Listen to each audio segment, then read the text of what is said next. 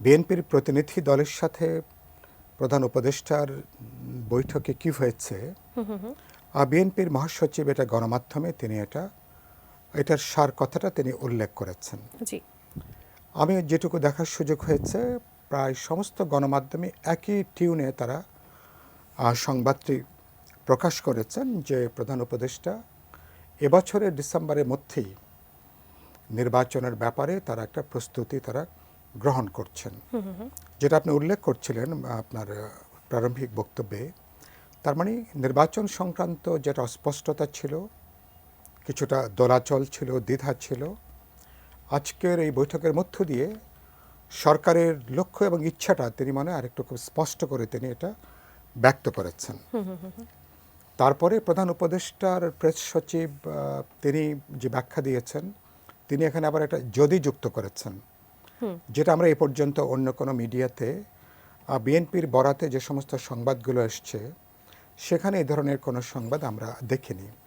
যদি সকল পক্ষ একমত হয়, সকল পক্ষ বলতে তো এরকম দাঁড়াবে যে কিছু কিছু দলের তো কেউ কেউ চাইতে পারেন যে আরও 2 বছর পর্যন্ত সরকার থাকুক, 3 বছর পর্যন্ত থাকুক, কেউ কেউ বলতে পারেন 4 বছর 5 বছর পর্যন্ত থাকুক। তাহলে সকল পক্ষ বলতে কি সেটা খুব স্পষ্ট করে কথাটা বলা দরকার। প্রেস সচিবের কিছু কিছু বক্তব্যে বিভ্রান্তি তৈরি হচ্ছে, আর যেটা দুদুভাই একটু তিনি একটা বেশ কিছুটা রসিকতা করে উল্লেখ করছিলেন। তিনি এটাকে ব্যাখ্যা করতে যে অনেক সময় তার প্রকৃত অর্থটা অনেক সময় সেখানে ভুলভাবে উত্থাপন হচ্ছে, যেটা সরকারের রাজনৈতিক অবস্থানকে বিভিন্ন সময় প্রশ্নবিদ্ধ করে তুলছে এবং জনমানুষের মধ্যে অপ্রয়োজনীয় দ্বিধা এবং সন্দেহ তারপরে তৈরি হচ্ছে। এইসব ব্যাপারগুলো তাদের মধ্যে কি আলোচনা হয়েছে সেটা তো আমরা বলতে পারবো না।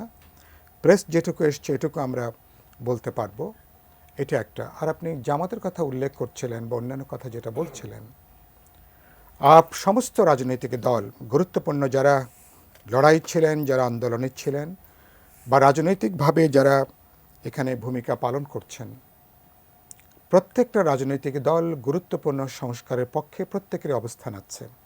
সানবিট সব দিবে সামাল। সানবিট ম্যাজিক প্রেস ডিশওয়াশিং এর মাথা ঘোরানো সলিউশন। অনেকগুলো প্রশ্ন আছে যেসব ব্যাপারে আমাদের মধ্যে মতৈক্য আছে। ইতিমধ্যে আমরা সরকার বলবার আগেই জাতীয় পর্যায়ে একটা অবাধ, নিরপেক্ষ, বিশ্বাসযোগ্য নির্বাচনের জন্য কি কি সংস্কার দরকার, কোথায় কি পরিবর্তন দরকার, কোথায় কি রূপান্তর দরকার, এইসব ব্যাপারে আমাদের পাবলিক স্ট্যান্ড আছে, কমিটমেন্ট আছে। গত 2-2.5 বছর ধরে পাবলিকলি এটা আমরা বলে আসছি।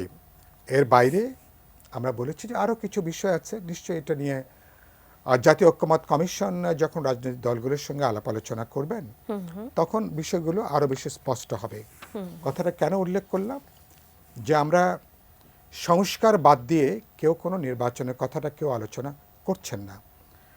শেখ হাসিনার সরকার রেজিম তারা যেখানে নিয়ে গিয়েছিলেন একটা অবাধ, নিরপেক্ষ, বিশ্বাসযোগ্য নির্বাচনের জন্য, নির্বাচন কমিশন, গোটা সরকার, প্রশাসন থেকে শুরু করে অনেকগুলো জায়গাতে গুরুত্বপূর্ণ পরিবর্তনের প্রশ্ন আছে।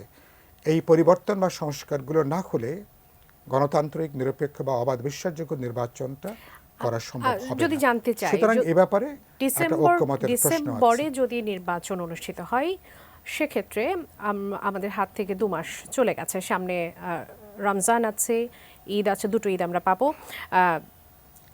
প্রয়োজনীয়, অতি প্রয়োজনীয় যে সংস্কারের কথা বলা হচ্ছে, ডিসেম্বরে নির্বাচন হলে এই সময়ের মধ্যে সেটি করা সম্ভব হবে কি না?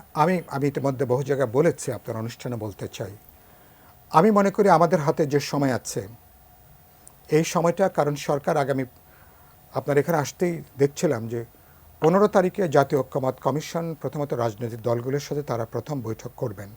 আপনার এখানে সেই নিউজটা আমি লক্ষ্য করলাম। তার মানে তারা যদি ওদিন থেকে শুরু করেন, আমি মনে করি 1.5 থেকে 2 মাসের মধ্যে রাজনৈতিক দলগুলোর সাথে জাতীয় ঐক্যমত কমিশনের আলাপ আলোচনা করে ন্যূনতম বোঝাপড়ার জায়গাটা এটা আসাটা সম্ভব।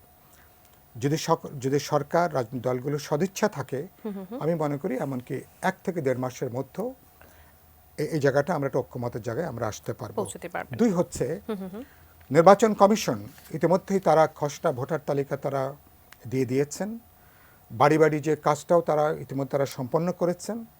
এখন গুরুত্বপূর্ণ কেউ যদি বাকি থাকে, ভোটার তালিকায় তার নাম ওঠেনি, সেক্ষেত্রে কি করতে হবে নির্বাচন কমিশন থেকে স্পষ্ট করে সে কথাটা বলা হয়েছে।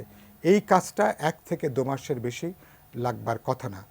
তার অর্থ হচ্ছে যে আগামী 3-4 মাসের মধ্যে সরকার, নির্বাচন কমিশন তাদের দিক থেকে প্রয়োজনীয় যে প্রস্তুতি আর সেটা সম্ভব।